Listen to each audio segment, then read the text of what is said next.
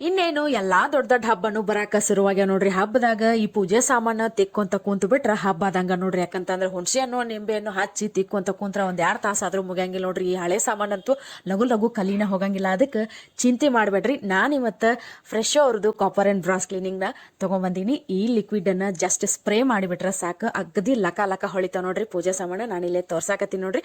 Just ನಾನು ಒಂದ್ side ಅಷ್ಟ ನಿಮ್ಗ ಲಿಕ್ವಿಡ್ ಅನ್ನ ಸ್ಪ್ರೇ ಮಾಡಿ ಸ್ವಲ್ಪ ಉಜ್ಜಿಕೋಬೇಕ್ರಿ. ಅಂದ್ರೆ ಸ್ವಲ್ಪ ತಿಕ್ಕಬೇಕು. ಅಂದ್ರೆ ಇದು ಸ್ವಲ್ಪ ಹಳೇದಿತ್ರಿ, ಹಂಗಾಗಿ ನೀವು ಡೈಲಿ ಯೂಸ್ ಮಾಡೋ ಏನಾರ ಇತ್ತಂದ್ರ ಜಸ್ಟ್ ಸ್ಪ್ರೇ ಮಾಡಿ ಬಿಟ್ರೆ ಸಾಕು, ಸ್ವಚ್ಛ ಆಗ್ಬಿಟ್ಟಿರ್ತೈತಿ.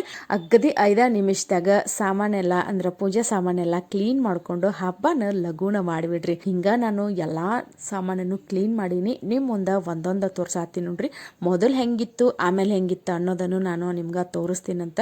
ಈ ಪ್ರಾಡಕ್ಟ್ ನಿಮಗೂ ಏನಾದ್ರು ಬೇಕಂತಂದ್ರ ಲಿಂಕ್ ಅಂತಂದು ಕಮೆಂಟ್ ಮಾಡ್ರಿ. ಇಲ್ಲ ಅಂದ್ರೆ ಸ್ಕ್ರೀನ್ ಮೇಲೆ ಕೊಟ್ಟಿರೋ ನಂಬರ್ಗೆ ಕಾಂಟ್ಯಾಕ್ಟ್ ಮಾಡ್ರಿ. ನನ್ನ ವಿಡಿಯೋ ನಿಮ್ಗೆ ಇಷ್ಟ ಆಗಿತ್ತಂದ್ರೆ ಲೈಕ್, ಶೇರ್, ಸಬ್ಸ್ಕ್ರೈಬ್ ಮತ್ತು ಫಾಲೋ ಮಾಡೋದನ್ನ ಮರಿಬೇಡ್ರಿ. ಮುಂದಿನ